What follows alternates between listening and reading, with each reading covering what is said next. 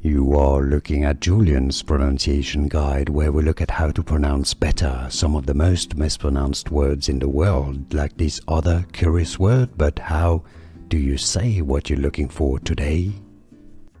Let's learn once and for all how to pronounce the name of this delicious recipe from Italy. If you want to learn more names from Italian cuisine, stay tuned, I've got more videos for you. It's pronounced in Italian, and then we'll look at how it's said in Sicilian. It's type of a pizza.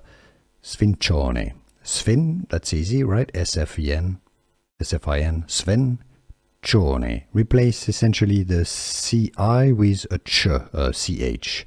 Sfincione. And it's a ne. It's not a ni at the end. Sfincione. Now, sometimes in Sicily, the local dialect, I believe it's pronounced more as Sfincione, but that's kind of, if you say Sfincione, that's great. So the English pronunciation, Sfincione. It's easy, and now you know. Here are more videos on how to pronounce more confusing words and names too many mispronounced. Like this video if you found it useful. I appreciate your support. I'll see you soon, and thanks for watching.